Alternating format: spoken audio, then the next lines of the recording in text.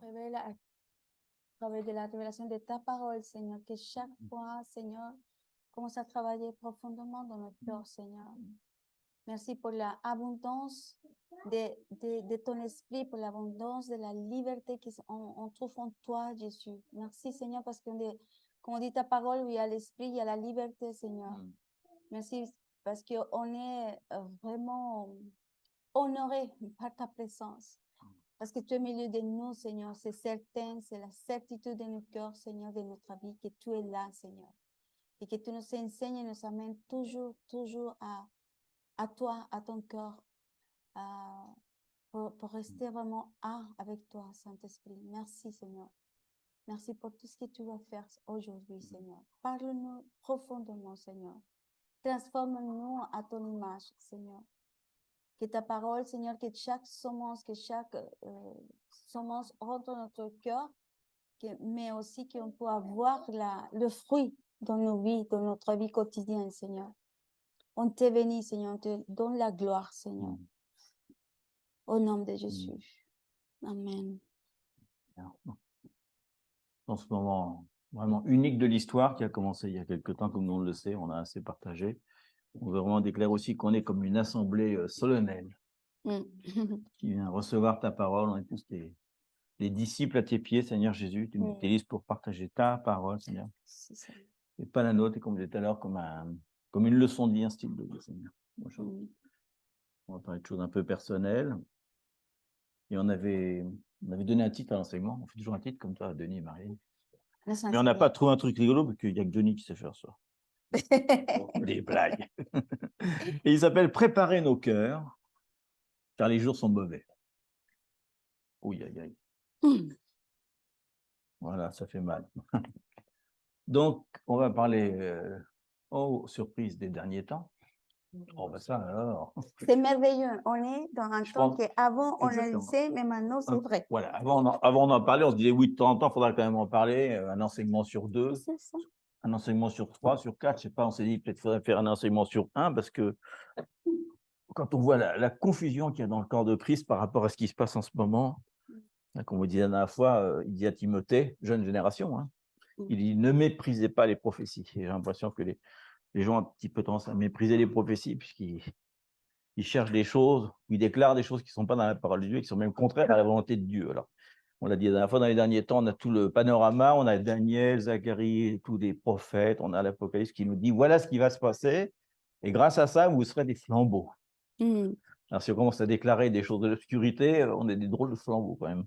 Donc, c'est important de voir ça. Et alors, il y a une réalité aujourd'hui, après l'obéissance, l'honneur, ça suit un petit peu finalement. On veut partager quelque chose, c'est que dans les derniers temps, on sait qu'il va y avoir 2 choses. Une récolte extraordinaire, hein, il dit l'évangile sera prêché à toutes les nations, il va y avoir une récolte comme on n'en a jamais vu, mais il dit qu'il y aura un déversement de l'esprit, c'est dans Joël notamment, qu'il y aura un déversement de l'esprit sur toute chair, etc. Mais en même temps, Jésus dit qu'en même temps qu'il y aura la récolte, la lumière dans le monde et le déversement de l'esprit, il y aura en même temps un temps de confusion, ça on le sait, un temps de tribulation dans lequel il y aura un temps de trahison dans le corps de Christ. Et c'est Jésus qui l'a dit. Hein. C'est Jésus qui le dit. Hein. Donc il dit qu'il y aura des trahisons, que les gens vont se dénoncer les uns les autres. Bon, ce qui veut donc dire qu'ils vont dénoncer ceux qui sont restés fidèles, bien sûr. Ceux qui ne sont pas restés fidèles ne seront pas dénoncés. Donc ça veut dire que si on reste fidèle au plan de Dieu, dans l'Église, il va y avoir des récoltes extraordinaires, mais en même temps, de la trahison dans l'Église, qui sera pourtant la cause de la récolte.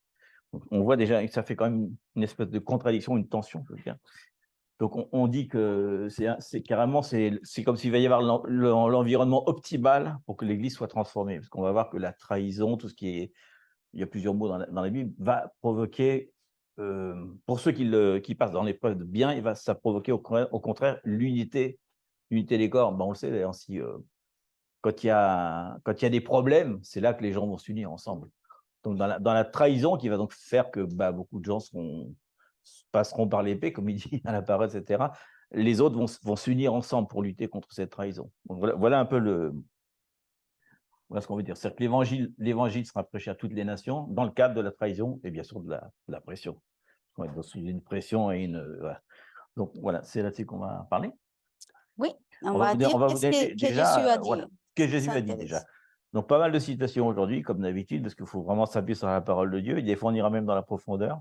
C'est Jean 17, On va aller Jean 17. Est-ce que c'est intéressant parce que c'est un 22, avertissement? 23. Alors là, c'est pas l'avertissement. Non, mais C'est ce dis qu'il tout dit comme ça, pensée concrète. est-ce qu'on va, et c'est vraiment un avertissement que Dieu nous prépare justement pour le temps, Parce qu'il qu'on dit, n'a pas sorti dans les Jean choses. 17, il dit le plan pour final. Il dit que voilà tel que ça doit être. Il dit, je leur ai donné la gloire que tu m'as donnée afin qu'ils soient un, comme nous sommes un. Moi en eux et toi en moi. C'est-à-dire que la même relation qu'il a avec le Père, nous, on doit l'avoir avec Jésus.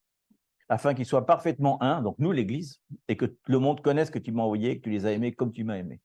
Donc déjà, le plan final, quand même, c'est que pour qu'il y ait la récolte, etc., il va falloir que les gens voient l'unité. C'est dans l'unité qu'ils vont dire, ah tiens, l'Église, c'est pas comme avant, quoi. Ils sont vraiment ensemble, ils se battent pas ensemble, quoi. Donc ça veut dire qu'il y a dans les derniers temps, dans l'Église, il y a des gens qui vont grandir dans l'amour, un amour mûr, mature, comme on pourrait dire, et que d'autres, au contraire, vont chuter dans la trahison, dans les offenses. C'est le mot tromper, ça, comment on dit, un sujet de chute, quoi. La trahison sera un sujet de chute pour certains, et pour d'autres, ça sera au contraire un sujet de progression. Donc, on va citer donc, les deux paroles que Jésus donne comme avertissement. C'est Matthieu 24, 9, 12. On va vous laisser le sortir. Matthieu 24, 9 à 12. 9 à 12. On va lire les deux avertissements, celui de Matthieu et celui de Jean. Alors, le premier, ça parle de la persécution, le deuxième parle de la trahison. Il dit, alors, on vous livrera au tourment. Chez vous, n'hésitez pas à regarder ce que ça veut dire. Ouais, ça, c'est surprenant, hein, ce que ça veut dire, les tourments. Alors, on vous livrera au tourment, oui. Non, je le dirai plus tard. Et on vous fera mourir. Mourir, c'est l'inverse. Il dit vraiment mourir, l'inverse de Zoé, quoi. Passer de la mort physique, quoi. Et vous serez haïs de toutes les nations. Ah, c'est dingue, ça. Haïs de toutes les nations. Pensons à Jérusalem. À cause de mon nom. Alors aussi, plusieurs succomberont. Pardon, j'ai toujours trouvé. Non, j'ai sauté le truc. Voilà, à cause de moi. Alors plusieurs succomberont, ils se trahiront, se haïront les uns les autres dans l'Église. Hein. Plusieurs faux prophètes s'élèveront et ils se diront beaucoup de gens, je remets à côté, dans l'Église, encore une fois. Et parce que l'iniquité se sera accrue, l'amour ou la charité du plus grand nombre se refroidira. Donc déjà, il dit qu'on va être persécuté, qu'on va mourir, qu'on va succomber, qu'on va être détesté de toutes les nations. Donc, il y a pas de... Ce qui est bien, il ne dit pas vous serez détesté des nations musulmanes. Vous serez détesté de toutes les nations, et même d'Israël. Même Israël va nous détester. Bah oui, forcément, ils ne vont pas être aimés. Ils n'aiment déjà pas les chrétiens, mais là, les juifs messianiques, ils ne vont encore pas aimer du tout. Hein. Parce qu'en fait, ça parle aussi bien des chrétiens, enfin, entre parenthèses, que des juifs messianiques, bien sûr. Il va y avoir une conversion aussi là-bas. Et donc, Jean 16, 1, 4. Jean 16, 1, 4. Jean 16. C'est la phrase la plus importante. Parce qu'en fait, elle le dit justement parce que je suis dit là. Il va rajouter une petite précision. Il dit, je vous dis ces choses afin qu'elles ne soient pas pour vous une occasion de chute. Donc, nous, on va paraphraser. On vous dit ces choses pour que ça s'appelle une occasion de chute. Et on se dit ces choses à nous pour que ça soit une occasion de chute. Parce qu'il nous prévient d'avance, voilà ce qui va se passer. Ils vous excluront des synagogues. Et même l'heure vient où quiconque vous fera mourir croira rendre un culte à Dieu. Wow. Ça veut dire qu'il y a même des gens dans l'Église qui pensent que c'est bien de nous tuer parce qu'ils pensent que c'est agréable à Dieu, voire d'autres dieux. Hein. Et ils agiront ainsi parce qu'ils n'ont connu ni le Père ni moi. Voilà. Je vous ai dit ces choses afin que lorsque l'heure sera venue, vous vous souveniez que je vous ai dit. Je vous ai dit. Il ne faut pas l'oublier, cette phrase-là. C'est vraiment le truc qu'on va rentrer dedans. Là, on rentre dans les années qui viennent. Très rapidement, on va rentrer là-dedans. Donc, c'est très, très important. Alors, il faut comprendre, bien sûr, ils vous excluront des synagogues. Bon, je ne vais pas à la synagogue, moi. Mais c'est pour dire, à l'époque, ce que ça veut dire, pour le contexte. Hein. Pour la synagogue, en fait, c'est l'endroit où, quand tu es tout petit, tu viens. C'est ta vie entière. C'est ta vie, ouais. C'est tous les jours, tu y vas. Ta famille, c'est là, il y a les mariages, les baptêmes, les enseignements, tes parents y sont. C'est ta famille. Quoi. Si on t'exclut de la synagogue, c'est un peu, tu sais, comme quand certains musulmans donnent leur vie à Jésus, ils sont exclus de tout. C'est-à-dire qu'on coupe les racines de tout. C'est-à-dire qu'ils sont carrément isolés de tout. Alors, je ne sais pas comment on pourrait traduire dans notre langage à nous. Vous serez exclus de vos communautés, de votre travail, de tout. C'est un avertissement. Donc, amen, on va passer par ça. Tout le monde est content. Parce que c'est Jésus qui l'a dit. On Parce disait que- le message, il est doux, parce qu'il nous prévient quand même, c'est génial, mais il est quand même un peu amer. C'est un peu- Et on ne peut pas dire non, Seigneur, fais que ça n'arrive pas. Ça va arriver. Il a dit que ça va arriver. Et Jean 9, 22 précise un petit peu pourquoi il dit ça, les synagogues. Il dit dans Jean 9, 22, ses parents dirent cela parce qu'ils craignaient les Juifs. J'aime bien. 9, 22. Et on est Justement. pour les citations Bah, que je c'est donnerai bien. après. mais- Ses parents dirent cela parce qu'ils craignaient les Juifs, car les Juifs étaient déjà convenus que si quelqu'un reconnaissait Jésus pour Christ, il serait exclu de la synagogue. Donc déjà, voilà, pour dire, il dit un contexte, c'est-à-dire que vous serez exclu, il se réfère à ça, en disant que Tu parles toute très vite. personne Parle qui très va vite. reconnaître Christ, quel que soit le pays, quelle que soit la condition, qu'il soit musulman, juif, bouddhiste, n'importe quoi, il sera exclu de la vie en général, il sera rejeté par les siens, quoi. Donc voilà, voilà. On le lit, bah, c'est ce qu'on dit. On peut voir ces textes-là et on s'est dit, bon, je ne sais pas comment on va se faire. Mais finalement, ça vient. Mhm. Même les discussions entre familles, même entre nous, de tout ce qui se passe, il commence à avoir des conflits. Les conflits parce qu'il y a une opinion différente. Mais si on commence à citer la parole, qu'est-ce qui dit la parole? On va rester sur ce que la parole dit. Donc, ce sera vraiment un conflit. Donc, vraiment, on va être shooté parce que c'est dit, bah, shooté. Exclu, on va dire non, c'est interdit, on ne vit pas avec vous, vous êtes extrémiste. Bah, peut-être sera comme ça. Mm. Et là, cet avertissement, ça va dire que quand ça arrive, ça va arriver ça, on doit se rappeler de ces paroles. C'est Jésus qui l'a dit. Et on parle de ouf. Et même Jésus a dit, tout ce qui est passé, lui, il a passé, on va le vivre.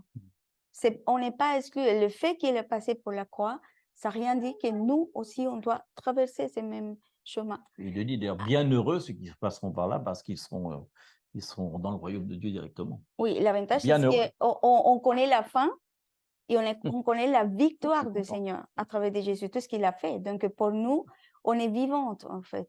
On vive la parole, mais il y aura ce temps comme ça. Parce qu'on commence à voir des petites choses, mais la parole dit qu'il va venir de pire en pire. Donc, on n'est pas, on est un peu le début. De mieux en mieux, c'est pas comment on voit. Quoi. Mais oui, ça veut dire, Ça. il y a mauvais, le temps, ce sera plus mauvais, mais la gloire du Seigneur aussi va se manifester. Le monde sera plus monde. C'est ce qu'on veut dire. Et la gloire du Seigneur va se manifester. Mais nous, on doit avoir sa confiance. Parce que c'est bien qu'on le lise, c'est bien qu'on À lire, le c'est dise. bien. À lire, c'est moins. Mais qu'on va confronter à ces moments, je ne sais pas si on va avoir cet temps qu'on le voit aujourd'hui. C'est simplement d'être vraiment sûr à ce qu'on va se confronter. Au moins, on est prévenu. Oui, voilà, c'est pour ça que Jésus nous a prévenu ça. On pourra donc dire, ah, qu'est-ce que je suis heureux d'être persécuté. Non. Bah non. Ça, On va voir si on arrivera à le dire, on verra ça. En tout cas, ça veut dire que quand on y a la tribulation, c'est pas tout le monde, parce qu'on pourrait dire non, non, c'est pour ceux qui sont restés fermes en Jésus que ça va subir. Donc c'est pour le rémanent, pour nous, quoi. Donc tout le monde ne va pas subir ça. Hein. À la limite, si tu ne subis pas, tu dis tiens, est-ce que je suis vraiment ferme en Jésus? C'est bizarre, ça ne se passe pas. En fait, si tu restes ferme, le truc, c'est pour ceux qui, dans la tribulation, dans les 3 ans, qui viendront, quoi. Non, c'est pas la Après, date exactement. après qu'il y a les 3 ans et demi, quoi, que ça va passer, là, on va voir ceux qui restent fermes. Quand ils vont dire, quand l'Antéchrist dira, maintenant, on va tous dans la synagogue, dans le nouveau temple, pardon, adorer ce Dieu, tout le monde sera d'accord. Oui, allons-y, allons adorer le Dieu. Et là, c'est là qu'on va voir ceux qui vont rester fermes, quoi. Et il dit donc un petit peu plus pire quand même, on peut continuer un degré de plus. Allez, Luc 21, 16, 17. Luc 21, 16 à 17. Tu le dis doucement. Non, c'est bien. Même pour les Français, c'est difficile. Même pour les Français, c'est difficile. Ouais. C'est dingue. Parce que tu parles très vite. Il n'y a pas de Français ici. Ah, pas moi. Toi, tu es Français. C'est une insulte. Vous serez livrés, même par vos parents. Oh, un degré de plus. Par vos frères. Alors, frères naturels, hein, il dit. Par vos proches et par vos amis. Et ils feront mourir, concrètement, plusieurs d'entre vous, et vous serez haïs de tous à cause de mon nom. Il l'avait déjà dit. Mais ça veut dire que ça va être tellement fort que même tes parents vont penser qu'ils vont rendre un culte agréable à Dieu s'ils te dénoncent aux autorités que tu es tué, parce qu'en fait, ça va être une dénonciation. Donc, c'est quand même pas mal. Voilà, donc ça, c'était le panorama général. On peut dire, waouh, donc qu'est-ce qui nous attend? Réponse. Mais ça, c'est bien. Qu'est-ce qu'on va faire aussi? Parce que ça, c'est intéressant. Il y a des solutions. Hein. Bah oui. Il y a des solutions. Donc, on va donner un exemple avant d'entamer le truc sur l'offense, on peut dire. C'est l'exemple de Joseph qui a été vendu par ses proches, vous vous rappelez? Quelle était la réaction de Joseph quand ses proches sont tous venus devant le Déjà, pharaon? Ils ont dit, mince, on l'a vendu, on lui a fait des trucs pas terribles quand c'est même. vendu comme un Et esclavage. on l'a vu comme esclave, et puis ils arrivent devant lui, ils pensent que Joseph, allez, quand même, c'est le roi d'Égypte maintenant, Pharaon, il peut faire ce qu'il veut. Et ça va être exactement l'inverse. Joseph a appris, vous vous rappelez que Joseph était un peu comme on dit une fois, d'un autre esprit, d'un esprit supérieur. On voit comment il réagit, donc c'est dans Genèse 50, 19, 20, Jean 50, 19 à 20. Il y a la réponse. Genèse, j'ai dit Genèse, dans Genèse, pas Jean. Il y a la réponse de C'était un piège, Joseph, Genèse. parce que là, c'est ce qu'on parle, l'attitude différente. Ouais. Même si il a traversé tous ces processus qui c'est difficile, parce que c'est de rester dans la prison, il faut Ah oui, Dieu, il y c'est a 30 ans plein. quand même. Hein. Je pense qu'à la fin, je Tu sais voir sa famille, perdre son pas, père, être vraiment, ouais, quoi. trahi pour tout le monde. Et il leur dit ça, et au moment où ils sont déjà en train de mettre la main devant pour ne pas prendre un coup d'épée, il dit, Joseph leur dit, soyez sans crainte, car suis-je à la place de Dieu? Déjà, il leur dit, est-ce que je peux juger, moi? Qui suis-je? Ouais, c'est ça. Déjà, donc moi, déjà, l'humilité par rapport à ça. Vous aviez médité de me faire du mal, mais Dieu l'a changé en bien pour accomplir ce qui arrive aujourd'hui, pour sauver la vie d'un peuple nombreux. C'est-à-dire le peuple israélien, mais le peuple égyptien a fait plein de preuves, parce qu'il y avait la famille à cette époque. Donc on voit quelle est la réponse qu'on devrait avoir. Il donne un exemple ici, on va avoir plein d'exemples comme ça. Mais Pourquoi? Parce que si on voit Joseph, son cœur est pur. Il n'y a il a aucun fallu du amalgame temps. dans son cœur. Il a fallu du Parce temps. que je pense si on voit l'histoire de Joseph, si on le prend naturellement, si elle doit être vraiment amère, elle doit être vraiment avec la colère, manque de pardon, plein de choses qu'on peut citer, justement, et surtout parce que c'est son frère, c'est pas une personne extérieure, C'est ce qu'on disait avant. sa propre famille. C'est pour ça qu'on citait les frères et les sœurs qui vont vous trahir. Ouais. Donc ça veut dire qu'il nous dit dans les derniers temps, si on ne tombe pas dans le piège, dans ce piège-là, et qu'on laisse Dieu faire sa justice, alors on va être d'un autre esprit, quoi. En fait, l'autre esprit, c'est ça, c'est pas. Parce que des fois, on pense que c'est un autre esprit spirituel, mais c'est un autre esprit, c'est un autre cœur aussi. Ouais, on va parler un petit peu. Donc, on a un proverbe 19, 11. Proverbe 19, 11 qu'on doit mettre en pratique dans toutes nos relations, à notre quotidien, dans toute la vie. C'est pour ça qu'on dit que c'est un message de leçon de vie. L'homme qui a de la sagesse est lent à la colère. Comme Dieu d'ailleurs. Et il met sa gloire à oublier les offenses. Wow. C'est vachement bien comme théorie. On y pensait dans la pratique. À la pratique, que c'est comme ça. C'est la gloire de l'homme d'oublier les offenses, imagine. On ne sait pas faire ça, c'est difficile. Mais il y a la grâce. Il y a la grâce, heureusement. Donc, on voit que dans les derniers temps, la technique de Satan ou du diable, ça veut dire diviser, ça va être l'opportunité, ça va être d'amener la trahison, la division, aussi la confusion, mais particulièrement, il sait que comme on dit, on a l'esprit de Dieu, donc on a quand même l'Esprit Saint, etc. Ça, c'est génial. Mais qu'est-ce qu'on a dans le cœur, en fait? Comme il ne peut pas attaquer trop l'esprit, ou même la parole de Dieu que tu connais bien, il peut attaquer le cœur. Parce que donc, la technique de passer à côté, c'est ça, quoi. Parce que peut-être on va à l'église, on sait bien, on fait bien les choses dans la famille, on est vraiment avec Dieu. Mais rappelez-vous que Dieu permet des choses. Si on voit à Job, Dieu a permis que Satan a touché le cœur de Job. Donc, si on est bien, on se dit, bah, le Seigneur est avec nous, la gloire du Seigneur se manifeste chez nous. Mais même l'ennemi va utiliser toujours ces preuves. Il va demander vraiment de prouver nos cœurs. Et là, c'est ce qu'on doit cultiver plutôt, parce qu'on ne peut pas faire des choses, mais on doit cultiver déjà, avec tous ces avertissements que Jésus nous a donnés, de commencer à cultiver nos cœurs justement pour les moments de la preuve. Parce que dans la preuve, on le sait que sort la vérité de nos vies. Dans l'épreuve, il y a la preuve.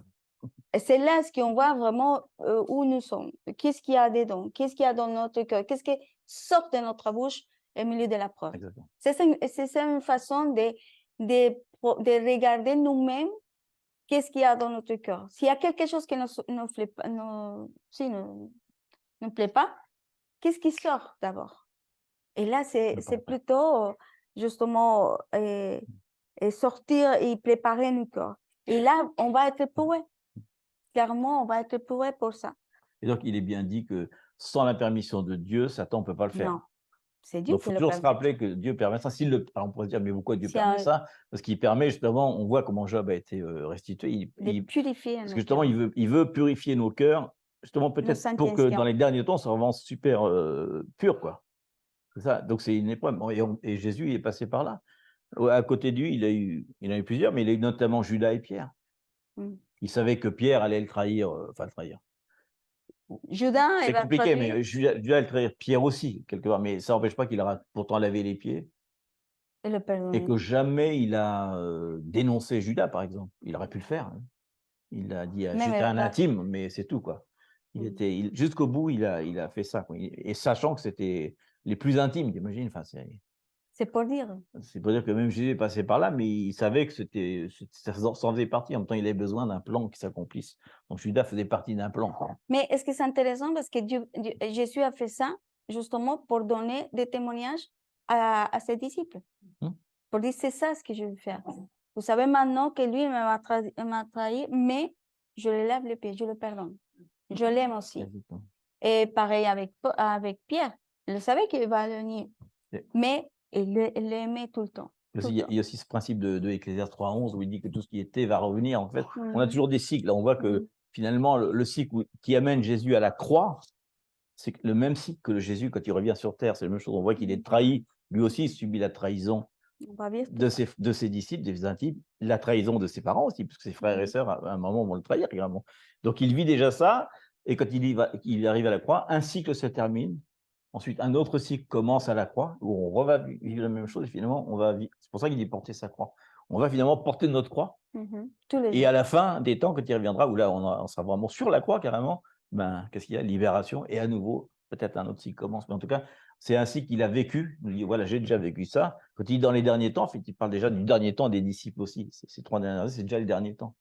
C'est une répétition. Donc, on sait que l'offense, ça va être vraiment parce qu'on a dit que c'était un piège tout à l'heure, qui va être beaucoup utilisé dans les derniers temps. Et donc le piège, on a 2 solutions. On peut s'en sortir, on peut rester dedans. Hein. Donc est-ce que ça va produire l'offense? On va définir le mot offense, que en français, c'est un peu faudrait un Larousse, quoi. Ça peut avoir comme conséquence l'amour et l'humilité, Jésus, c'est ce qu'il fait. Ou alors au contraire, l'amertume. Et la France. En fait, c'est un catalyseur, on peut dire, comme on disait, c'est ce qui va permettre de voir qu'est-ce qu'il y a dans notre cœur.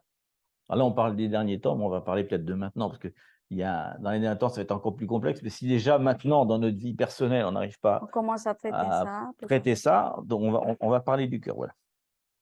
Donc déjà, c'est intéressant parce qu'il dit sans arrêt, alors souvent il y a marqué offense, mais le mot qu'il utilise, c'est trébucher, je vous en rappelez. Il dit aussi objet de scandale, c'est le même mot en fait. Hein. Trébucher, offense, objet de scandale, c'est le même mot. C'est le mot scandaliso.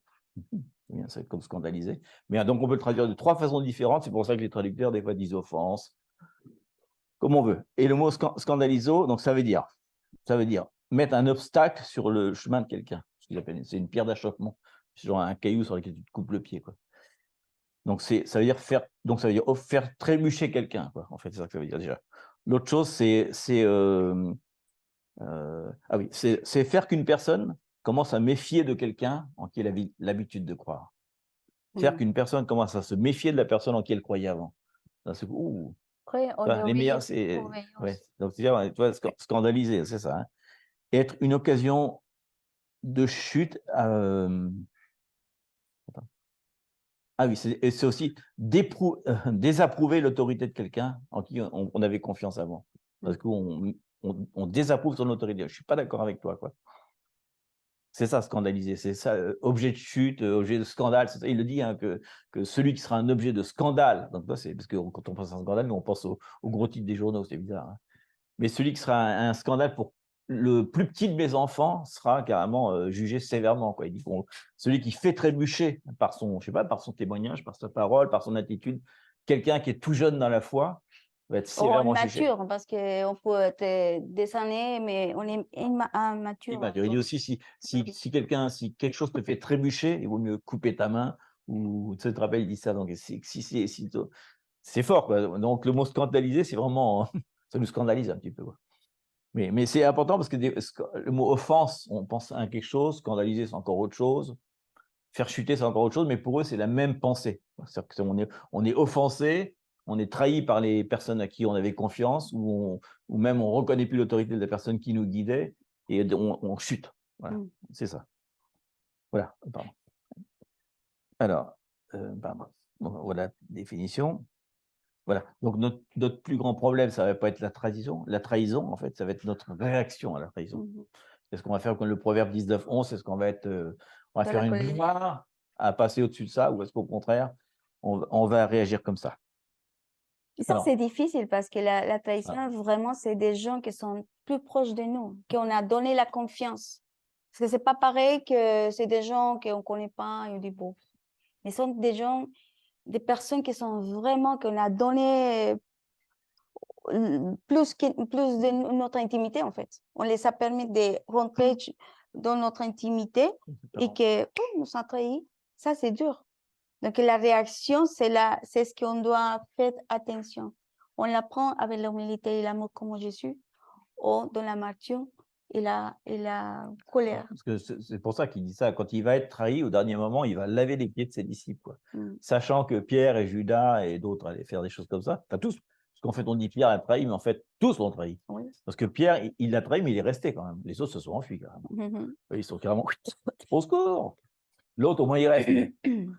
Et forcément, il reste. Donc, il faut quand même qu'il le trahisse, parce que finalement, s'il était tué, Pierre, c'est sur lui qui construit l'église, soi-disant. Donc, il y a un double truc là-dessus. Donc, on va parler beaucoup du cœur, ce que produit en fait le scandaliso, quoi. Qu'est-ce que ça produit en fait dans notre cœur? Donc, ça, c'est dans Hébreux 12, 14, 15. Hébreux 12, 14 à 15. 15. Où ils nous disent que produit l'offense et quelles sont même les conséquences de ce que produit l'offense. Il va très loin, là. Il dit rechercher la paix avec tous. À un moment, on avait lu, vous vous rappelez, il dit soyez un instrument de paix tant qu'il est possible, autant qu'il est possible. Des fois, c'est pas possible, mais autant qu'on peut. Hein, c'est heureux ceux qui cherchent la paix sont les fils de Dieu. On a plein de choses. Donc, rechercher la paix avec tous, c'est vraiment. Et le mot rechercher, c'est rechercher activement, comme désirer vraiment. Ça va être l'objet de nos pensées, quoi. Rechercher la paix avec tous. Il ne parle pas forcément dans l'Église. Hein. Et la sanctification, c'est être séparé du monde aussi, sans laquelle personne ne verra le Seigneur. Waouh, ça c'est fort. Il dit que sans la sanctification, sans être un instrument de paix, on ne verra pas le Seigneur. Il dit personne ne verra le Seigneur si on ne fait pas ça. Et là, il s'adresse quand même à l'Église. Hébreu, c'est aux Juifs, hein, donc c'est encore plus. Veillez à ce que nul ne se prive de la grâce de Dieu. C'est génial, si on peut se priver de la grâce de Dieu. De toute façon, c'est pas ça.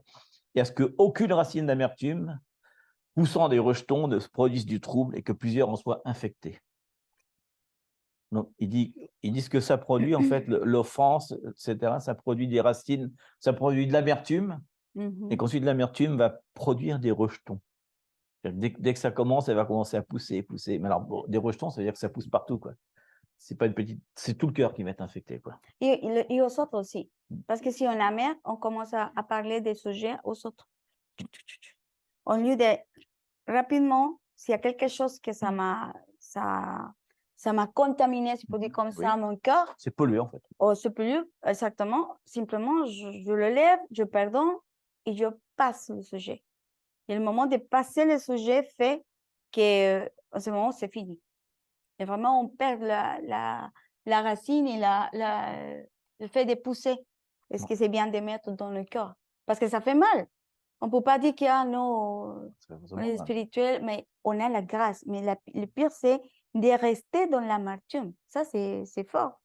Parce qu'on reste dans l'amertume et aussi, on perd sa grâce de pardonner, sa grâce de donner l'amour aux autres aussi. Et aussi avec le Seigneur. Parce que déjà, on commence l'amertume, après, évidemment, ça commence à développer l'orgueil, et après ça, l'orgueil, la rébellion. Donc, finalement, on finit de s'éloigner de Dieu et de la personne. Donc, ça met du temps, mais ça met du temps, mais c'est c'est le fond. À la fin, on va finir comme ça. Donc, c'est pour ça que c'est une racine, on peut dire, ah, ça m'a fait mal, on le reste comme ça, et on le garde. Si on ne le traite pas, c'est comme dans les, comment c'est comment s'appelle le verre Genre une mauvaise herbe, quoi. Oui, les mauvaises herbes. On doit les couper des racines, parce que si on ne le coupe pas des oui. racines, Il pousse. après, il va pousser encore, c'est encore subtilement. Donc, c'est pour ça que c'est important. C'est aussi comme le lierre, un petit peu. Oui. On peut avoir un arbre fort dans notre vie, mais le lierre va finir par étouffer ce qu'on avait déjà développé avant, quoi. Et quand on dit la paix, il y a des personnes qui ne voulaient pas la paix. Ça veut dire qu'il y a des moments que les gens disent, bah, on peut dire oui, mais ils sont continus dans le même cycle. Ouais. Donc, elle dit, on procure la paix. Donc, c'est de garder chacun de nous, parce qu'en fait, la parole nous dit de garder notre cœur. Oui. S'il y a quelque chose, il y a un environnement, une personne, une atmosphère qui est toujours dans les combats, on recule. Mais c'est de garder mon cœur. C'est pas de faire enfoncer l'autre, sinon au contraire de dire, OK, il n'y a pas la paix. Pourquoi on continue? Ouais. OK. Mais On la paix, c'est c'est pas l'absence de Oui, confrontation. c'est non. ça. C'est On ça. pourrait dire, parce que à la limite, si tu le gardes, j'ai la paix, Oui. tu ne résous Non. pas le problème, donc tu n'as pas la paix finalement. Oui, exactement. C'est paix, comme, c'est des- c'est comme une petite fissure dans le pneu. Ça va aller très bien pour un moment, mais un jour, ça va exploser. Ouais. Ce qui est dommage, c'est qu'on soit sur l'autoroute. Là, ça va être beaucoup plus dangereux. Donc, là, pour dire, on sera dans les derniers temps. Ça sera pas parce que tout ce qu'on avait mis dedans va ressortir à la lumière. Il n'y a rien qui ne sera pas révélé dans les derniers temps. Ouais. Et Jésus avertit aussi, dans des citations, il dit qu'il est impossible qu'il n'arrive pas de scandale. C'est pas possible. Il dit, c'est impossible, mais malheur à celui par lequel ça arrive. Donc, ça veut dire par lequel ça arrive. C'est-à-dire que si on propage ça, des fois, c'est ce qu'on a reçu, nous, on peut le propager. D'ailleurs, la première réaction, on en parlera peut-être après d'ailleurs, quand on est offensé, la première réaction, souvent, c'est de le partager à tout le monde. C'est de dire toute cette expérience à tout le monde qu'on connaît. Ah, un tel, il a fait ça, etc. Et là, déjà, on commence à semer. C'est-à-dire, on ouvre la bouche, déjà, on commence à condamner la personne et on sait ce que ça produit. Là, on pense qu'on fait la justice de Dieu quelque part. Donc, déjà, la première chose, c'est peut-être de rien dire quand on est offensé. Et après, Parce que si on commence à en parler, alors là, ça commence à produire vraiment quelque chose en nous. Voilà. Et voilà, quelques principes avant de parler du cœur. On sait que les personnes blessées, c'est celles qui blessent les autres. Ça va être vraiment, c'est rare que quand on est offensé par quelqu'un, il n'y ait pas une blessure dans la personne. derrière. Donc, là, on aurait des exemples pratiques, mais il y a aussi des exemples dans la parole de Dieu quand même. On peut prendre beaucoup de personnes, de rois, de personnes de l'Ancien Testament, même du Nouveau Testament, qui eux-mêmes étaient blessés et qui blessent les autres, quoi. Et donc, on a dit que... on va le dire après celui-là. Aussi, alors on parlait de celui qui blesse. Maintenant, celui qui trahit, parce qu'on a parlé beaucoup de trahison, souvent celui qui trahit, c'est quelqu'un qui a déjà été offensé, qui a été blessé et qui va trahir les autres après. C'est toujours une espèce de répartition, hein, des choses comme ça. Quelqu'un qui n'a pas été trahi ne va pas trahir, quelqu'un qui n'a pas été blessé ne veut pas blesser les autres. Donc ça parle quand même de l'intimité, de la fidélité, de l'intimité avec Dieu aussi, de son identité quand même. Et on sait que les personnes qui sont beaucoup pardonnées vont pardonner les autres. On va citer justement ça. Et donc c'est Luc 7, 47. Ah, c'est qui a dit. Non. Ah non, c'est ça, c'était avant ça. Luc 7, 47 dit, c'est pourquoi je te le dis. Luc 7, 47. C'est pourquoi je te le dis, ses nombreux péchés ont été pardonnés, car elle a beaucoup aimé, avec les autres. Mais ceux qui en pardonnent peu aiment peu. Ah, il rappelle ça quand même.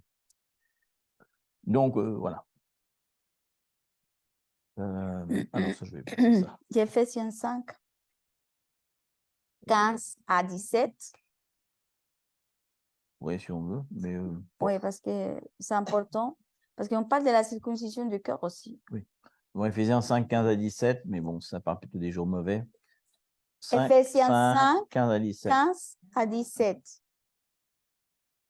Il dit, prenez donc garde de vous conduire avec circonspection, non comme des insensés, mais comme des sages. Rachetez les temps, car les jours sont mauvais. Tout à l'heure, les jours mauvais. C'est pourquoi ne soyez pas inconsidérés, mais comprenez quelle est la volonté du Seigneur. Donc, c'est pour ça qu'on parlait de ça tout à l'heure. Donc, ça, c'était le préalable. On va parler du cœur maintenant. Donc, on va prendre un exemple, mais il y a plein d'exemples dans la Bible. Il y en a beaucoup. Même Abraham, c'est un exemple pour ça. Mais on va prendre David. Oui, parce que David a dit, Dieu a dit, un modèle.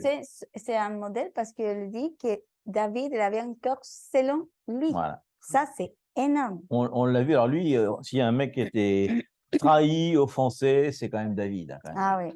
Et on voit à quel point David était. Il suffit de lire un nombre de psaumes impressionnants qu'il a écrit là-dessus, où il pardonne à ses ennemis, où il laisse Dieu faire la justice. On parlait même à un moment quand Saül est dans la grotte. On voit qu'il, lui, il était bien offensé là. Saül, il est en train de faire ses besoins dans la grotte. Il arrive derrière, il peut le tuer sans problème. Personne ne se recourt même. Non, même pas. À quel point son cœur est. Même il a toute l'opportunité de le faire, il ne le fera pas. Donc, bien sûr, on sait tous que David, toujours avec son psaume, oh Dieu, examine mon cœur, voici, je suis sur la mauvaise voie. Crée en moi un cœur pur, un esprit bien disposé. Donc, souvent, David, si vous dites ça, vous voyez souvent qu'il parle de l'esprit et du cœur. Il est très, très fort dans le cœur parce qu'en fait, il disait que mieux vaut être dans la présence du Seigneur que 1000 jours en dehors du sanctuaire. On l'a peut-être pris ce truc-là, là. Non. Ah oui. Non. Peut-être. Non, là.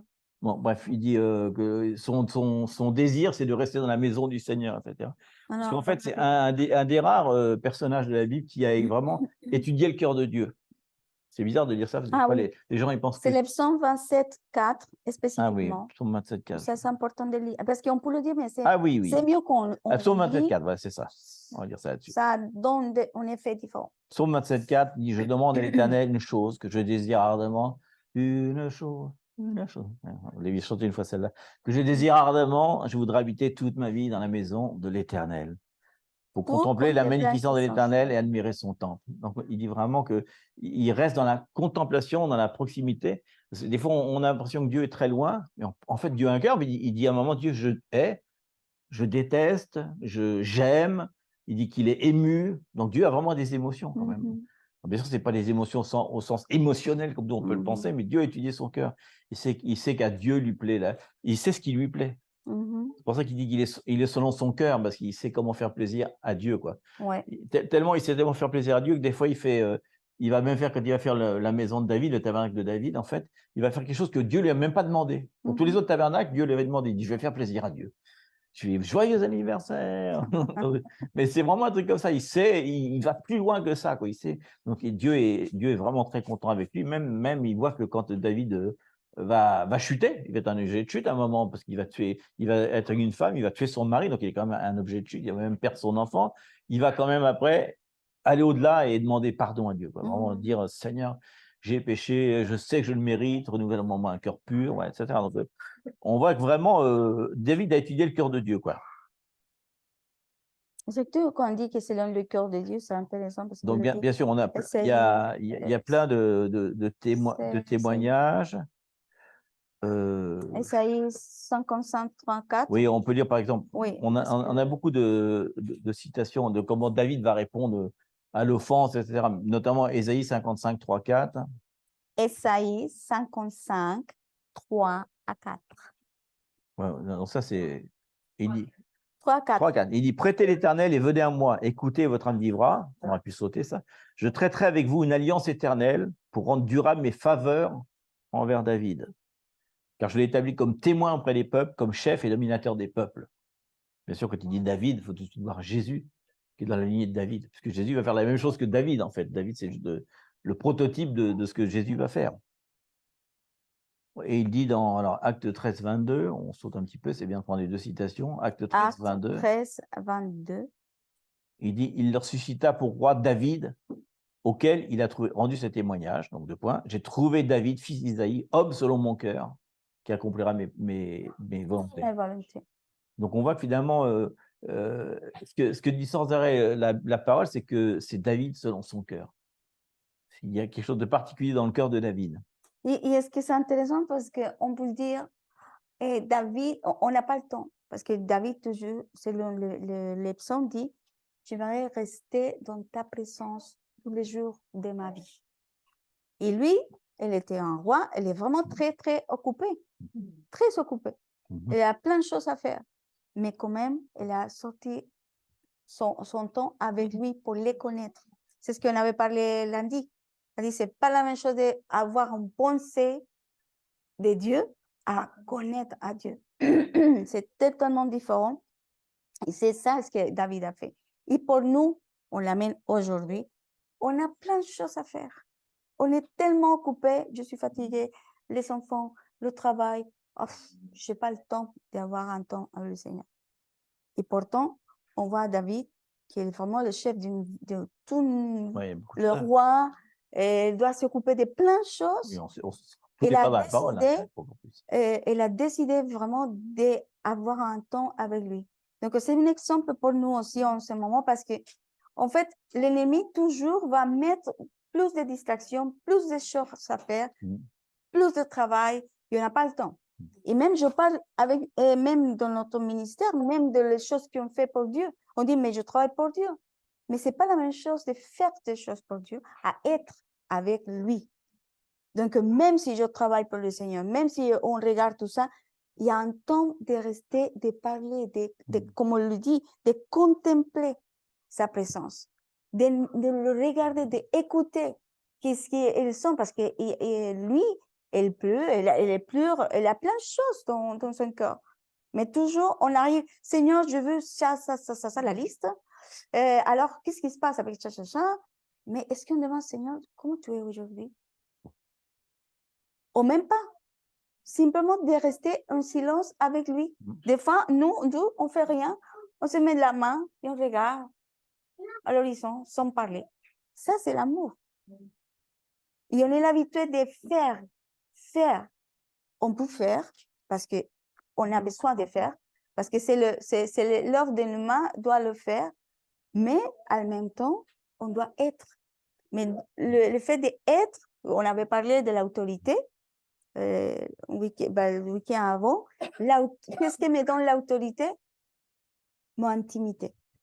Le rester sous le gouvernement du Seigneur, que c'est lui qui me gouverne, va donner l'autorité sur toutes choses de mon quotidien, dans mon travail, dans ma famille, dans tout ce que j'ai besoin. Simplement, je dois parler ça et les choses se font parce que ce que je parle conforme au cœur de Dieu. Je parle selon la volonté de Dieu. Parce que c'est la question pour nous tous les jours. C'est quelle ta volonté, Seigneur?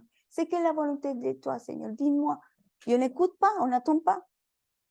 Et on fait, et on pense qu'on marche sur la volonté de Dieu et finalement non. On se trompe des fois. Et là, la seule façon d'arriver à...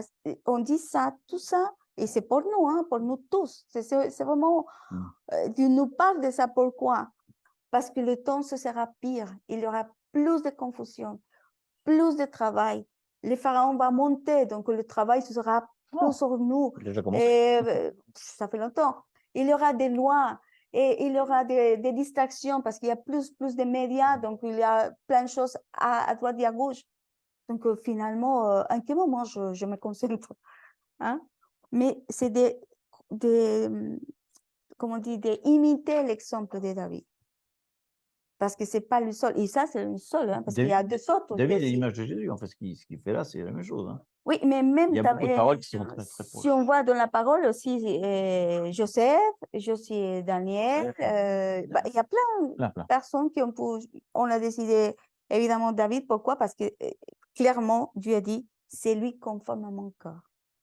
Alors. Et comment on travaille notre cœur, c'est vraiment de nous aligner au cœur du Seigneur. Et la clé, c'est ça. Et donc, pour terminer l'enseignement par rapport à ça, la réaction de David, justement, par rapport à l'offense, par rapport à tout ça, on en a plein, mais il y a, par exemple, on pourrait lire tout le psaume 31 en entier, puisqu'il parle à un moment de ça, et on voit que David, va mettre Dieu dans l'histoire, quoi. Il va dire, il est en plein conflit, etc., mais il dit c'est Dieu qui va faire la justice, etc.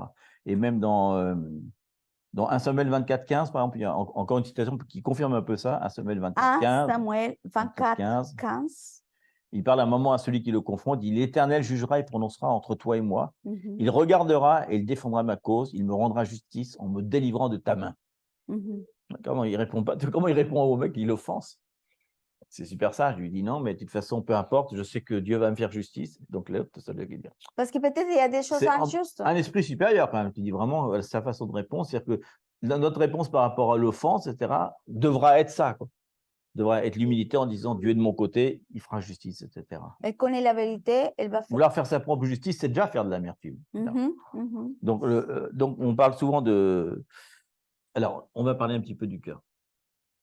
Parce que souvent, on dit examine-moi.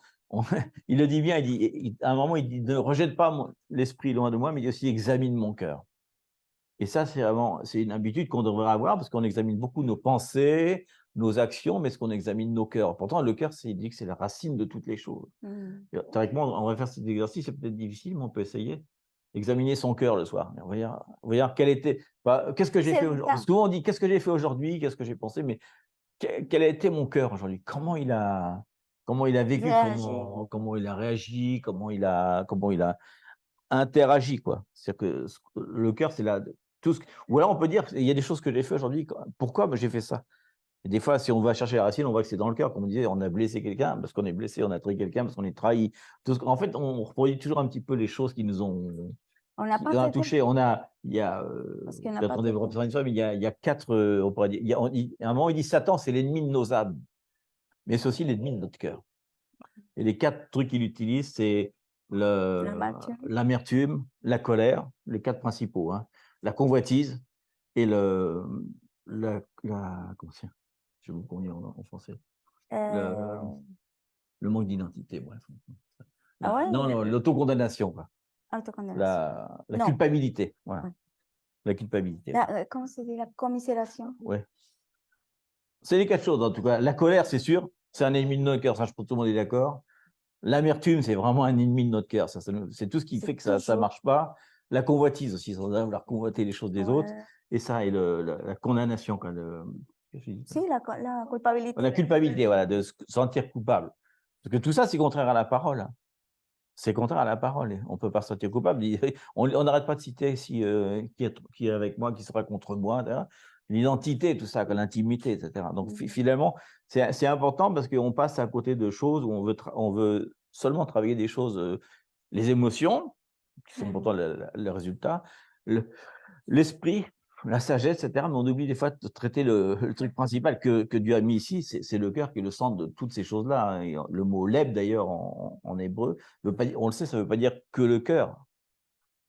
Parce qu'on pense souvent que nous, le cœur, c'est les émotions seulement. Mais le cœur est le centre de tout ce qu'on dit, tout ce qu'on pense, même de tout ce qu'on fait. De tout ce qu'on fait. Pour eux, le cœur, c'est comme les intestins, quoi. C'est un autre, ou les reins. Il y a des organes comme ça qui, pour nous, le cœur, on pense que c'est juste que je ressens, ah, mon cœur est blessé. Non, c'est carrément mon âme est dedans. Mes pensées sont dedans, ma façon d'agir est dedans, mon self-control, je sais pas comment on dit, la maîtrise de soi, la maîtrise de soi est dedans aussi. Tout ça, ça vient du cœur. Si le cœur n'est pas guéri, s'il est rempli d'une petite racine, parce qu'il dit que ce sont des racines, des fois on n'a pas une grosse amertume, on ne se sent pas qu'on est très amer, mais il faut voir si quand tu arrives, c'est d'un seul coup ton voisin qui a travaillé 2 ans et toi travaillé 10 ans a une promotion dans la même entreprise que toi, on va voir s'il n'y a pas d'amertume dans ton cœur. S'il ne va pas sortir quelque chose de... Si tu n'as pas un peu d'acidité qui commence à monter dans l'estomac. Parce que l'amertume produit de l'acidité, produit des maladies, en fait. Beaucoup de maladies sont des maladies du cœur parce que ce n'est pas vraiment des émotions, ça, c'est plutôt un état permanent duquel sortent plein d'émotions. De la colère peut sortir plein d'émotions différentes, quoi. Mais c'est un état du cœur. Donc, c'est important, comme dit Psaume 51, 12, examine mon cœur. Tous les soirs, tu peux dire ça, ou tous les matins, peu importe. Mais examiner son cœur de temps en temps, voir s'il n'y a pas encore des trucs à arracher, quoi. On avait partagé une fois que moi, j'ai l'habitude de fermer la journée. Nous. C'est ça, oui. Je dis avant, je l'ai contaminé. Parce que c'est important. On se disait, ben, pourquoi on doit penser à ça? Mais c'est important de fermer la journée. Quand on ferme la journée, et on voit l'état de nous-mêmes. S'il y a des choses à faire, parce qu'on a plein qui restent pour faire le lendemain, simplement, je ne peux pas faire, par exemple, parce que le matin, il y a un planning et je n'ai pas fini la journée, c'est sûr que pour la nuit, je ne dors pas parce que je vais penser à ça. Normal, en tout cas. Donc là, je dis, bon, aujourd'hui, on fait comme une révision toute la journée. Je ferme la journée. Il reste qui me manquait dans la journée, j'écris pour dire que maintenant, c'est fait, elle est au lendemain. Je le ferme et après, on peut dormir tranquillement. Sinon, c'est impossible parce qu'on commence à accumuler le jour d'avant et si monte plus, bah, fais la liste. Hein. Mais là, de fermer, c'est biblique parce que même le psaume 19 le parle. Chaque jour parle à l'autre jour. Donc, c'est de faire vraiment, et en plus, comme on dit la parole, si en plus de fermer la journée, réviser nos cœurs. Ouais, parce qu'il dit, Pourquoi je parlais comme la ça? colère, par exemple, il dit non. Pourquoi la réaction, même la colère, Il dit, dit, on va il pas dit passer juste ça, ne vous couchez pas avec la colère dans le cœur, mais tu peux dire ne vous couchez pas avec l'amertume dans le cœur. Ne vous couchez pas avec c'est pareil un petit peu. oui, toutes ces émotions. On sait que c'est la nuit que ça va être incorporé, que ça va. C'est là qu'on Exactement. les met sous le tapis, quoi. Après, on oublie. Alors, ça peut être un peu extrême, parce que ça nous arrivait des fois de nous lever à 1h du matin pour dire Jessica, je dois te demander pardon pour ce que j'ai dit aujourd'hui. Parce qu'il faut le résoudre, il faut le dire par des trucs. Demain, je lui dirai, non, parce que demain, ça n'a pas la même portée. Donc, si on a un truc à pardonner à quelqu'un, peut-être qu'il faut prendre le téléphone, peu importe, lui laisser un message, mais il ne faut pas se coucher sans. C'est une décision à prendre. Après, Parce que là, c'est une habitude. on ne va pas boucher le cœur, c'est ça le problème. Ouais, Quand on bouche le cœur, c'est pire parce qu'après, bah, c'est plus, évidemment. Et on a un autre outil, c'est la parole de Dieu, parce que la parole de Dieu, c'est une épée à double tranchant qui sépare les émotions, qui sépare le cœur, qui sépare l'âme, qui sépare l'esprit. Donc la parole de Dieu est efficace pour lutter contre ça. Parce que la parole parle sans arrêt de ça. Il y a plein d'armes contre l'amertume, contre la colère. Et aussi, autre clé, par exemple, pour l'amener dans la pratique de tous les jours, c'est de nous poser la question dans la pratique. Pourquoi je parlais comme ça? Pourquoi ma réaction, c'est comme ça? Si on voit, des fois, ça nous arrive, que le problème, c'est tellement bête. Je dis, mais pourquoi ma réaction, c'est tellement fort que le sujet même? Qu'est-ce qu'il y a derrière? Donc, comment dire, la réaction humaine, c'est immédiatement, parce qu'on vient de la chair, c'est de parler exactement comme Adam. Ah, c'est la faute de quelqu'un. Ah non, c'est la faute de machin qu'elle me parlait comme ça. Au lieu de dire, attends, pourquoi je réactionne comme ça? Pourquoi je me sens exclue? Pourquoi? Plein de questions intelligentes qu'on doit se poser parce qu'on peut trouver la racine de nos problèmes. Et évidemment, s'il y a quelque chose, d'ailleurs, vient peut-être qu'on est enfant, des moments précis dans nos vies qu'on n'a pas traité dans notre vie quotidienne, ou même des blessures qu'on dit, bon, on va la fermer, bon, fallait, on continue. Là, c'est important de regarder pourquoi et de vraiment soulager et de dire, bon, Seigneur, viens à moi, guéris-moi, et on prend la parole, parce que la parole, c'est là que nous va guérir. Parce qu'on peut prier pour les gens, on peut avoir un espace, mais finalement, la personne va continuer. C'est un état de décision. C'est ça l'importance. Déjà, on prend ces décisions et on commence à avoir le cœur sanctifié et pur. Donc, on sait que le cœur est une source d'action. Comme il dit, pourquoi je dis ce que je dis, pourquoi je fais ce que je fais. Pourquoi mes attitudes. Mais c'est aussi souvent un instrument de réaction. C'est pour comment je réagis. C'est ça. Voilà. Alors, bon, tout le monde le sait parce que dans le truc populaire dans le corps de Christ, c'est la guérison intérieure. C'est le thème super. Beaucoup de séminaires, beaucoup de trucs qui des fois mènent des trucs financiers, quoi. Mais en fait, c'est bien. Il y a peut-être des fois on a besoin de quelqu'un d'autre pour ça, mais les gens ont tendance à vouloir facilement dire allez, je vais guérison intérieure. On peut le faire soi-même aussi. Avec le Saint-Esprit. Avec le Saint-Esprit, avec toutes les armes qu'il nous a données, Christ en nous l'espérance de gloire. Il ne faut pas non plus se précipiter, parce que c'est trop facile, parce qu'on remarque, moi je remarque en tout cas que ceux qui passent par là, des fois ça ne marche pas forcément. Ça marche pour un temps. Mais que si ça ne vient pas de ton propre effort toi-même, c'est comme la révélation. Ta révélation que tu as, tu ne peux pas la partager aux autres. La guérison intérieure que tu fais toi-même avec le Seigneur dans l'intimité va être beaucoup plus efficace que ce que quelqu'un a pu faire. Parce que déjà, la personne qui le fait a forcément quelque chose en elle. Il y a une impartition de la personne sur toi, elle va te diriger d'une façon particulière. Ce n'est pas forcément la façon que Dieu voulait faire. À la limite, des fois, tu pourrais dire non, cette épreuve-là est trop grande, donc je vais faire un truc de guérison intérieure. Mais non, il fallait que tu passes par là. Donc, si la personne bypass le truc, bah, finalement, tu n'auras pas passé par l'épreuve et tu ne seras pas vraiment guéri. Ça reviendra, quoi. C'est important. Pour ça, il dit bien, il parle à Dieu, examine mon cœur. Il ne dit pas aux voisins, tiens, examine mon cœur, voir comment il est. Dis-moi comment est mon cœur. Non, il dit, je vais examiner mon cœur dans la présence de Dieu parce que je sais comment Dieu il est. Quoi. Je suis près de lui. Je vais prendre ma harpe. Je vais commencer à. Vous vous rappelez, quand Saül avait des démons, il prenait la harpe et il avait tellement d'intimité avec Dieu qu'il libérait même les autres. Quoi. Il fait une guérison. Hein. Il fait une guérison du cœur de Saül à un moment. Mais on voit que ça va marcher parce qu'il va vouloir le tuer. Donc, c'est pas très efficace finalement. Même avec la meilleure onction, David, meilleure onction, il vient près de toi et il ne guérit pas. Il n'y arrive pas parce que Saül n'était pas proche de Dieu. Il s'était éloigné de Dieu carrément. Il avait même carrément été un objet de scandale. Il avait fait des choses qu'il ne fallait pas faire, il savait très bien, et il le savait consciemment, il a fait. Bah, en plus, Il a même été voir des innocent. sorciers à un moment, il va voir des sorciers de la mort, carrément.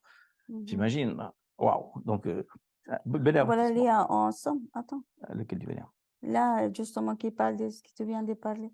À Samuel On l'a lu tout à 24. l'heure. Ah oui. Oui, On l'a c'est lu vrai. tout à l'heure.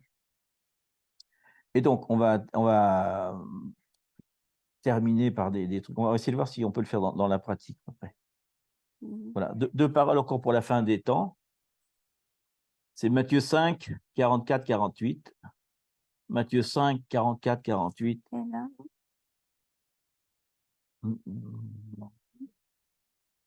On peut en parler à la oui, fin. c'est exactement. Mais en tout cas, il y a Jésus dit dans ce truc-là, on va le lire pour voir si on va y faire un petit moment de réflexion, mais moi je vous dis, mais moi, les autres disent, mais moi je vous dis, Jésus, aimez vos ennemis, bénissez ceux qui vous maudissent. Alors, on va mettre dans les derniers temps. Hein. C'est les. Vous devrez aimer vos ennemis, vous devrez bénir ceux qui vous maudissent et faire du bien à ceux qui vous haïssent.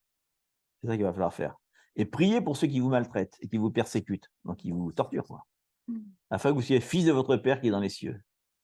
Car il fait lever son soleil sur les méchants et sur les bons. C'est super ça.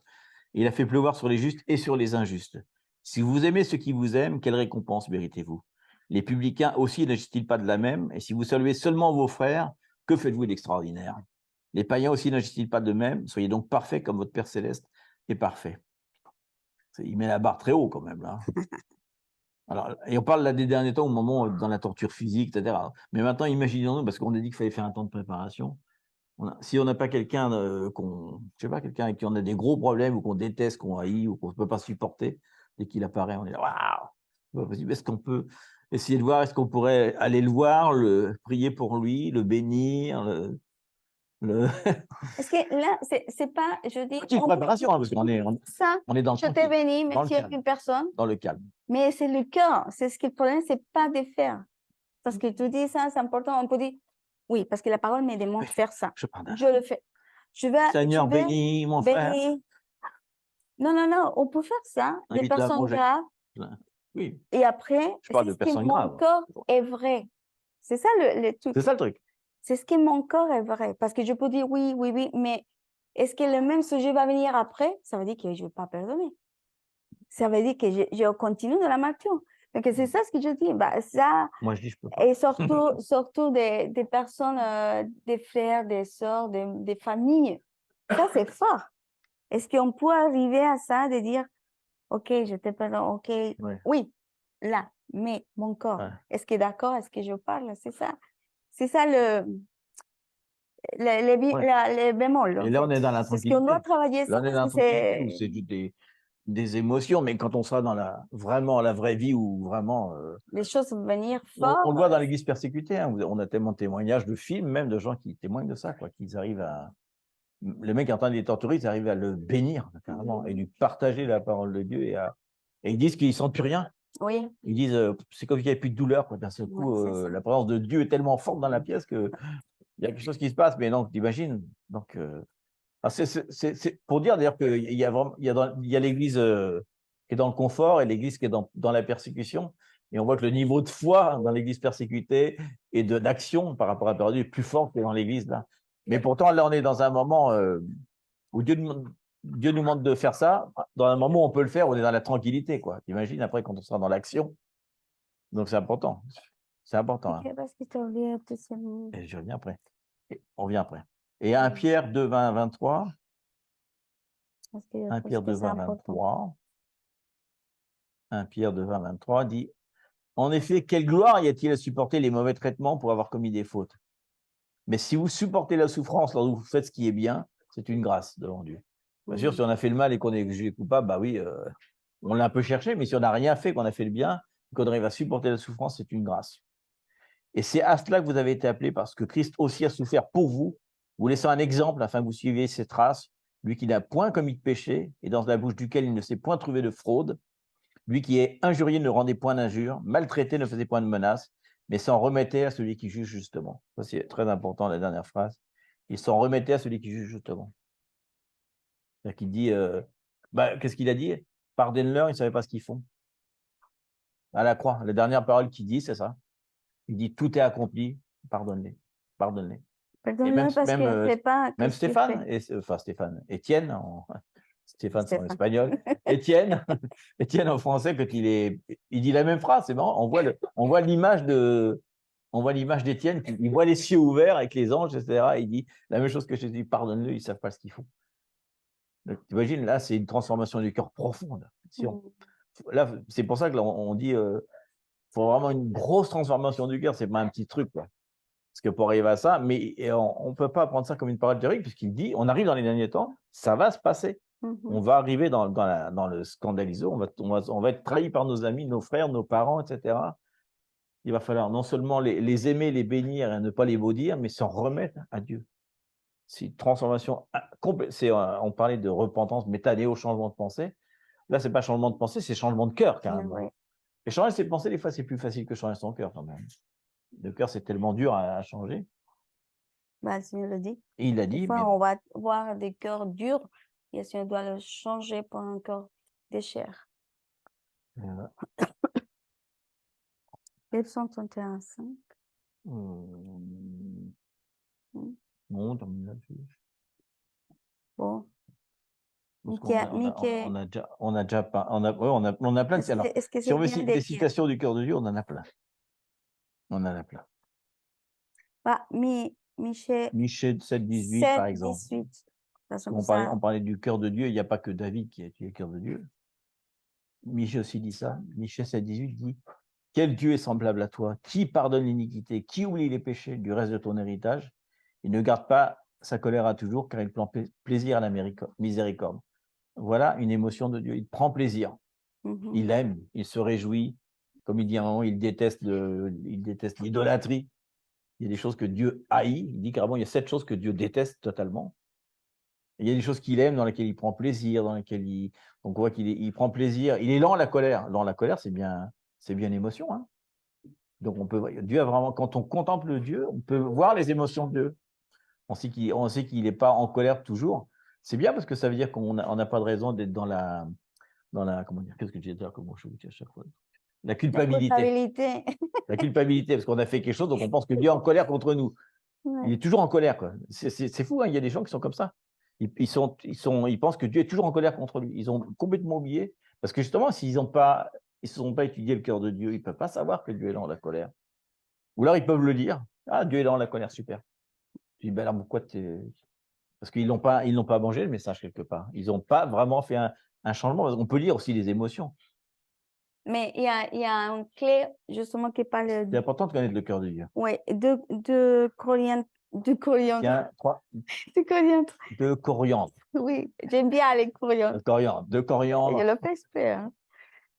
3,18. De corindien. Ah, de persil. De persil, non, de coriandre 3,18.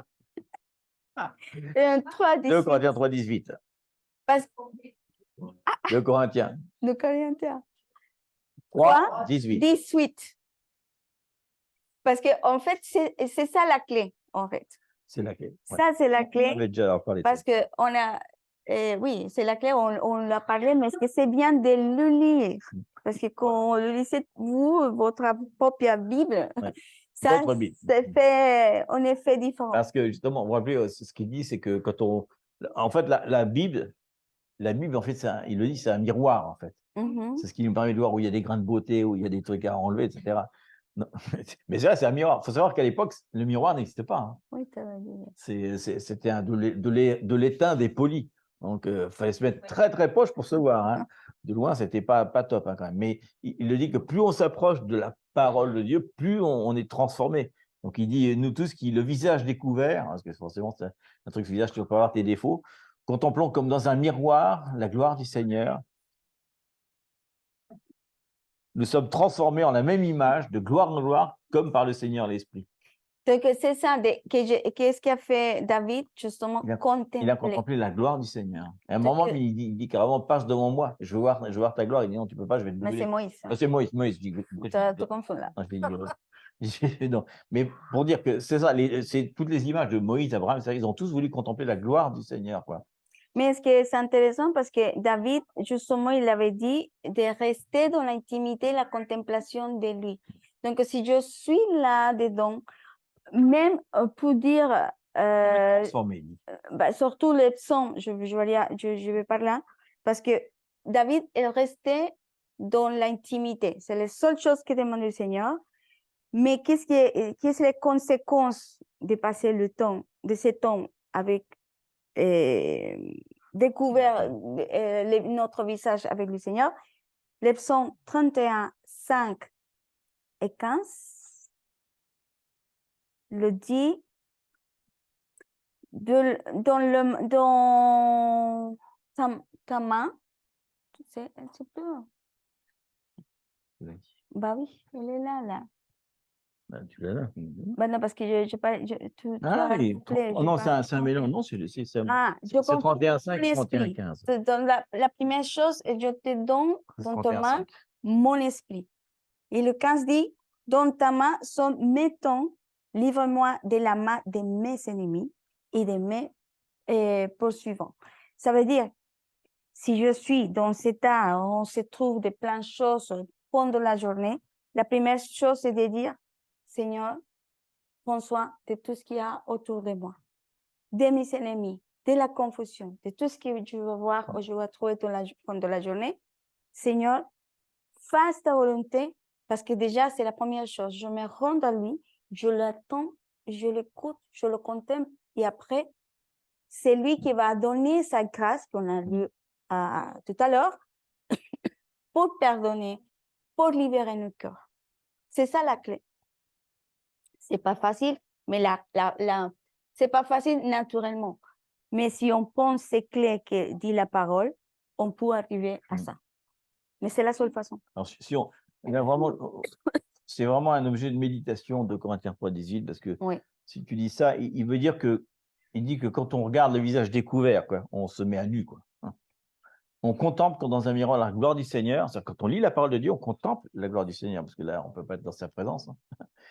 On va être transformé, on va devenir à la même image que lui. Il le dit, c'est dans 2 Philippiens qu'on étudie en ce moment. Il dit qu'on doit être il dit que Dieu était à l'image morphéo de Dieu et que nous, on doit être à l'image de Jésus qui est lui-même à l'image de Dieu, quoi. Donc, il dit qu'on sera transformé, en métanéo, on va être changé, on va être dans la même image et on va aller de gloire en gloire. Alors, ça veut dire il y a beaucoup de types de gloire dans la parole, il y en a plus de 17 ou 18, je ne sais plus. Mais on va passer d'une gloire à une gloire, une gloire, une gloire, jusqu'à finalement on arrive à la gloire ultime, où il dit que la gloire ultime dans la manifestation, c'est d'être tous unis, dans la même unité, etc., la même unanimité plutôt d'ailleurs. Donc, il dit qu'on va être transformé par l'Esprit du Seigneur. C'est important, comme il dit que la parole, c'est un objet de transformation, la parole de Dieu. C'est un objet de transformation, mais il faut la contempler, quoi. Comme Jésus, comme David contemplait, quoi. C'est un objet de. Quand il contemplait, je pense qu'il voyait la beauté du Seigneur, il voyait la grandeur, l'amour, la miséricorde. Ce n'était pas quelque chose. Il faut voir que quand nous on a l'écriture, pour dire ça, ce que dit David. Mais lui, à l'époque, il a aucun. Il a les 5 livres. Tu imagines, Lévitique, Exode, waouh. C'est dur, hein. C'est que des lois, que des trucs super stricts. Comment il pouvait contempler ça? C'est pas dans la parole, dans le Deutéronome, il n'y a pas dans le Pentateuque, pardon, il n'y a pas du tout cette chose-là. Donc il l'a vraiment découvert. Et à tel point qu'il l'a découvert, mais il a fait plus, il l'a chanté.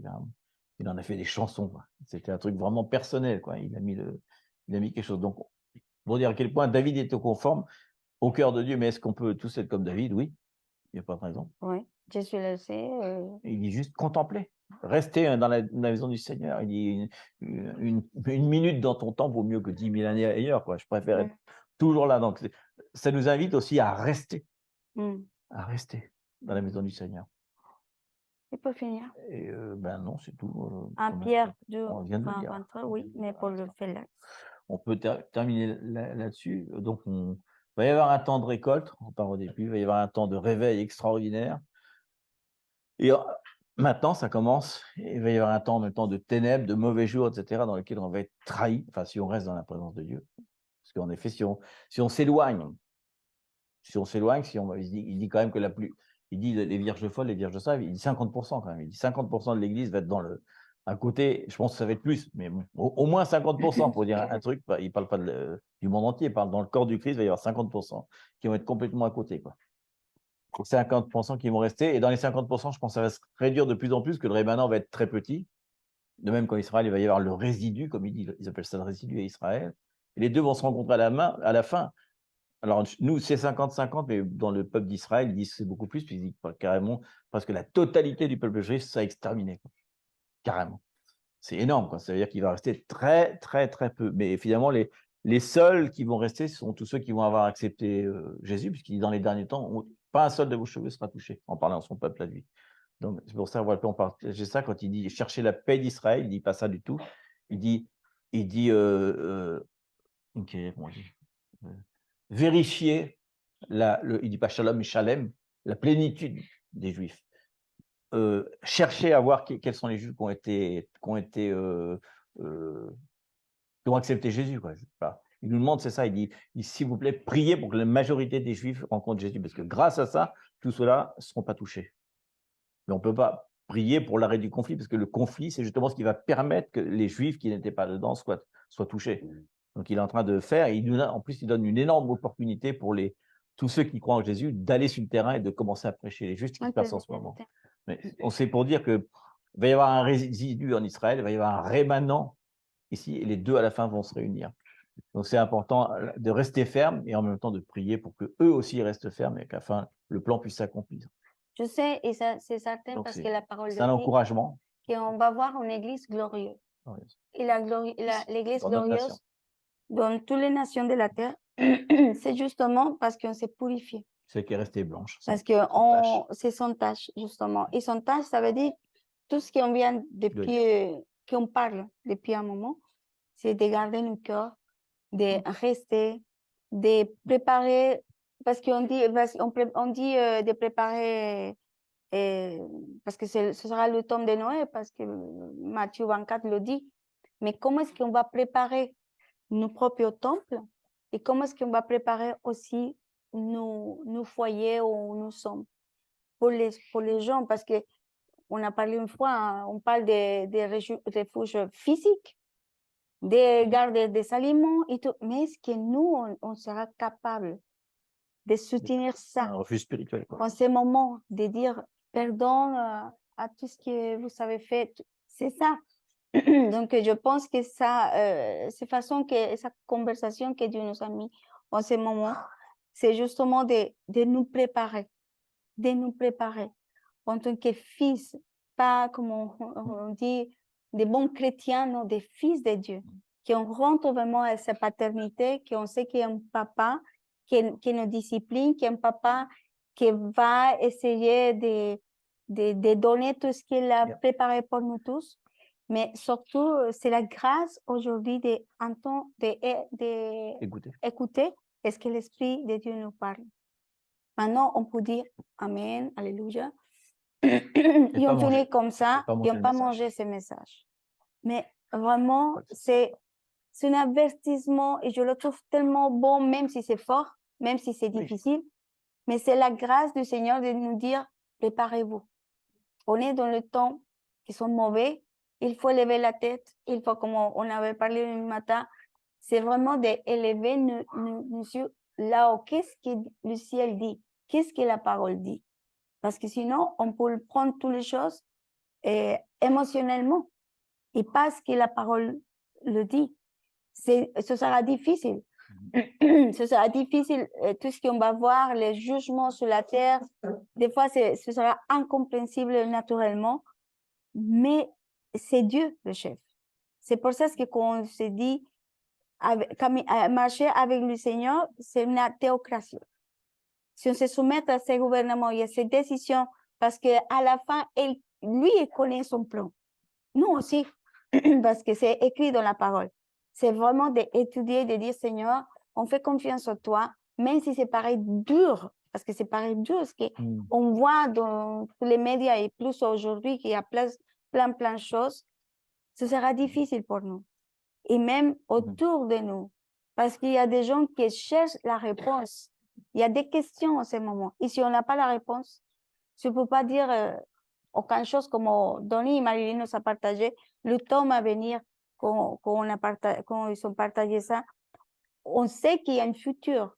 Et ce futur, est-ce qu'on doit partager croyons qu'il y aura beaucoup de questions. Déjà, nous, il y a des questions. Mm. Il y a déjà, nous, nos corps doivent travailler, mais c'est pas le fait, comme on dit tout le temps, c'est pas pour le faire. C'est pour amour au Seigneur. Parce que finalement, toutes les choses sont finies. Ce qui va rester, c'est l'amour. C'est l'état. Une émotion. Et pas l'émotion. Parce que l'amour, on peut le traduire comme l'amour, comme ça, émotionnel. Non, et l'amour, c'est même dans la tribulation, même dans l'effort, dans les choses dures, même dans les choses impossibles, l'amour, c'est toujours un état. Et c'est un état de cœur. Mais on peut arriver à cet état de cœur si on regarde, on surveille plutôt notre cœur. Comme un ECG. Comment de regarder, Seigneur, examine-moi. Oui, on est tout le temps. Quelqu'un avait dit quelque chose de joli, bah, c'est bien, c'est parce qu'il y a la vie. Et ça, c'est bien. Mais c'est ça, c'est d'avoir conscience. Et je crois qu'on doit être plus intentionnel dans ces moments, justement, pour cultiver. Cultiver, c'est la culture. Donc, le fait de cultiver ces choses qu'on vient parler des derniers moments, dernier temps, une fois que c'est cultivé, on va voir la culture des royaumes. Parce que ça, c'est la culture des royaumes, finalement. En même temps, moi, ce qui nous impacte aussi, c'est que c'est la seule fois où Jésus donne ce truc. Je vous ai dit ces choses-là, enfin, vous n'êtes pas surpris. C'est la seule fois où il dit ça. Comme si c'était la chose la plus importante pour lui.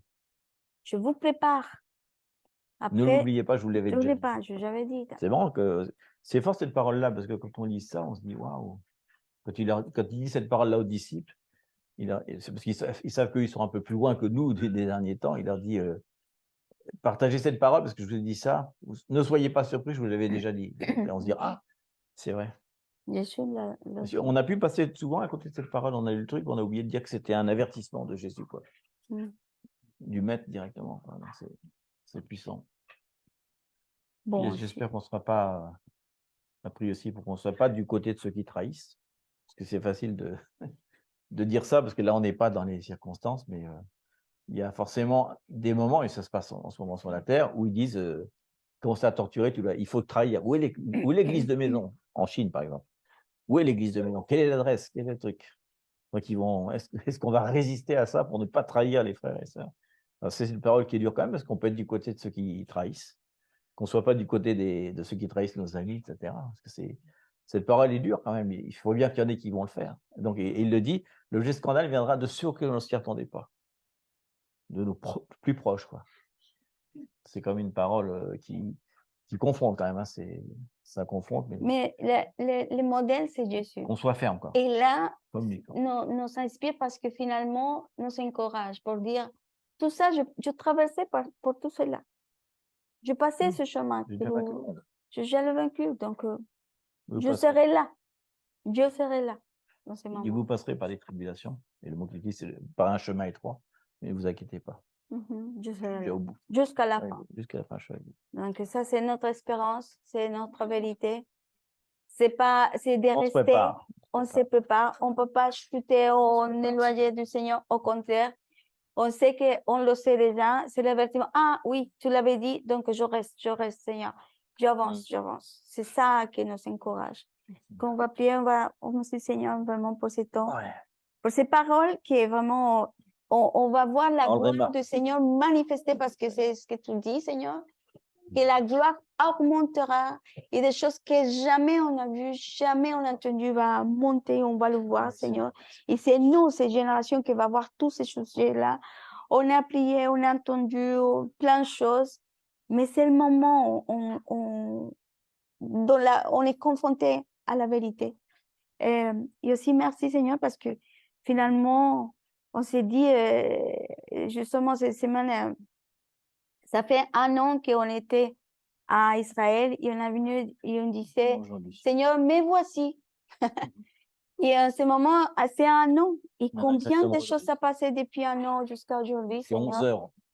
Mais on sait, Seigneur, que c'est le temps où tu vas revenir, mais Seigneur, prépare nos vies, prépare nos cœurs, que l'Église, Seigneur, s'élève, que l'Église vraiment commence à à travailler avec toi, Saint-Esprit, parce que c'est toi, Esprit de Dieu, qui nous convainc, c'est toi, Esprit de Dieu, qui nous amène à sa conversation, parce que tu prépares l'épouse de Christ, Seigneur. Et aujourd'hui, Seigneur, nous déclarons vraiment sa grâce qui vient de toi, parce que c'est ta grâce qui va nous aider, Seigneur, c'est ta grâce qui va nous rappeler, Seigneur, tout ce qu'il t'avait dit, mais surtout le courage de savoir que tu es avec nous, Seigneur, et qu'aucune chose vient contre nous, parce que tu vas nous aider à y aller plus loin, Seigneur, à marcher avec la croix, comme tu le dis, mais aussi avec la victoire, avec la gloire qui se va manifester au milieu de nos vies et autour de nous, Seigneur. Merci pour ta parole, merci pour ta présence, Seigneur. Merci pour tout ce qui nous parle, Seigneur, parce que c'est précieux et on prend chaque parole d'aujourd'hui comme un trésor, Seigneur, qui rentre dans notre esprit, qui rentre dans notre cœur, Seigneur, et nous penser, afin qu'il puisse pousser après et sa vérité qui va nous faire rester fermes en toi, Seigneur, et dans ton chemin. Oui, Seigneur, tu as dit, fortifie-toi et prends courage quand je suis avec toi jusqu'au dernier jour, Seigneur. Merci, Seigneur, parce que tu es le sujet de notre espoir, Seigneur, notre espérance aussi, Seigneur. Le sujet de notre foi, Seigneur, on veut marcher par la vue, non par la foi et non par la vue, Seigneur. Merci, parce qu'avec les choses qui vont arriver, Seigneur, tu vas nous secouer, Seigneur. Tu as dit que qui pourra tenir devant le jour du Seigneur? Tu vas nous rendre inébranlables, Seigneur, parce que déjà, on a fait tomber tout ce qui était ébranlable, on l'a déjà fait tomber, on regarde que ce qui est solide, Seigneur. On sera sur le rocher, Seigneur. Même quand les vents souffleront, Seigneur, permets-nous maintenant qu'on a encore le temps, Seigneur, parce qu'on voulait tous être dans les derniers temps, mais finalement, on sait qu'il y a des conséquences à ça, Seigneur, qu'on puisse vraiment construire notre vie sur le rocher, Seigneur. Merci de solidifier, libérer notre cœur, Seigneur, de libérer nos pensées, Seigneur, et notre âme, Seigneur, directement, Seigneur. Qu'on soit complètement un, Seigneur, un comme toi, tu étais un avec le Père, Seigneur. Merci, Seigneur, de nous préparer, Seigneur, de nous préparer à tout ce qui va venir, Seigneur. Vraiment, c'est un message d'espoir, Seigneur, même s'il est difficile, s'il est amer, tu dis que le message est doux quand même. Parce qu'à la fin, Seigneur, on connaît la fin de l'histoire, on est protagoniste de cette histoire, Seigneur. Avec toi, et je te prie, Seigneur, pour le corps de Christ en entier, Seigneur, qu'il soit en Israël ou dans toutes les nations, Seigneur. On te prie pour le cœur de chacun, Seigneur, qu'il soit sanctifié, Seigneur, afin qu'on soit dans la pureté, dans l'église sans tâche, Seigneur, l'église victorieuse que tu prépares, Seigneur, qu'on soit irrépréhensible, Seigneur, inamovible, Seigneur, que rien ne puisse nous toucher, que le diable n'ait aucun accès, Seigneur, dans nos vies, Seigneur, parce que nous avons déjà commencé à couper les branches de l'arbre qui ne servaient à rien et à purifier nos vies, Seigneur.